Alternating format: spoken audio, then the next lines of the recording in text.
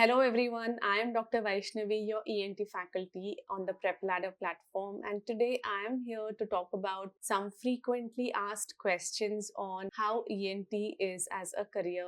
The first question, is this branch good, ma'am? Should I take up this branch? So every branch has its own pros, it has its own cons. But if this question is asked to me that is ENT a good branch, I will tell you that yes, it's a very, very good branch because it's the branch that is going to give you a very good balance between a medical branch versus a surgical branch. So if you are a physician, you are probably going to be in your OPD and never get a OR perspective. But if you're a surgeon, yes, you will have a little bit of OPD, but you'll have mainly the OR room experiences in your hand, but very little OPD or not very high number of physician kind of an interaction that you'll have with your patient. So here when we come to ENT, it's a good balance of both the worlds where we are able to manage medical things, we are able to do surgeries, and we are able to get them together. And at the end of the day, you can still choose, you want to become just a ENT physician because your surgical skills are not really good.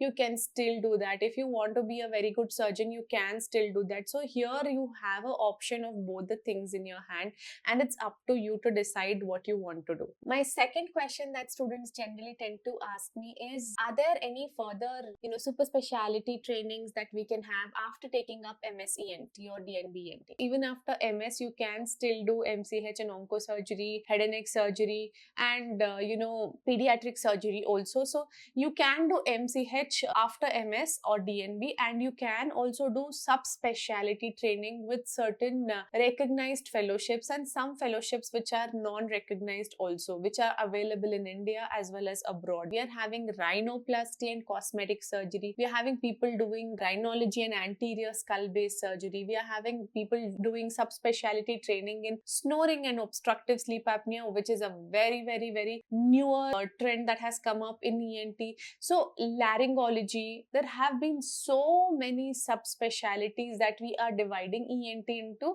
that today you can choose one specialty, subspecialty, master it, ACET it, and you will definitely be able to reach there on the top very quickly. The third question that is usually asked to me is, should I choose MS or should I choose DNB? Most of you would like to take up MS because obviously masters is often taken as a little a better degree recognition than a diplomat in national board, but today they are more or less equal. MS and DNB are held on equal par with each other. So when it comes to MS or DNB, both are same, but choose the institute based upon where you're going to get a good blend of learning, surgeries, and technology. So these three together will help you make a better surgeon when you come out.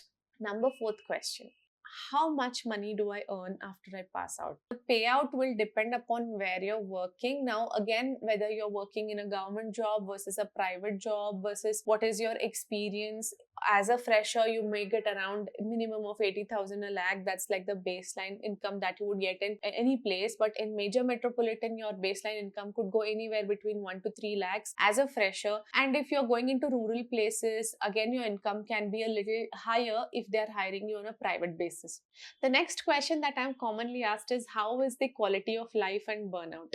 Quality of life for a ENT surgeon, I think, is very good. We have a good work-life balance. Generally, the emergencies that you see in ENT are there. I won't say it's not there at all. It is there, but definitely we have a good balance between our work and between our life. Burnout will depend upon how are you as a person. Are you an over-enthusiastic person, want to earn too much, want to be committed too much into work, a workaholic type of a person? Then if you're that person, burnout is going to be high. But if you're one person who wants to have balance of both the worlds, then yes, the burnout is not much in ENT. My final conclusion of advice will be that don't choose a branch for the name or for the glamour or for what it looks from outside. Some branch could have been underestimated and some branches could be overestimated. Choose a branch based upon your ability of getting into that branch and living with it for the rest of your lifetime. So make sure when you're choosing a branch, you decide the branch based upon does this suit you or not? Do something that you love. So before you take up a branch, do a good research, go learn about those branches. Be in that, say if you want to take up pediatrics or ENT or ophtha, go to those facilities. If you know somebody, just tell them I want to be here for 3-4 days. Understand how the system is working over there, understand what the vibes feel like, understand that can I be in that position tomorrow and do the works that they are doing. Just try to get an idea or a feel of how that branch is before you say yes. If you like our videos, do share and subscribe to our channel. Take care and bye bye. Subscribe and press the bell icon so you never miss an update from PrepLadder.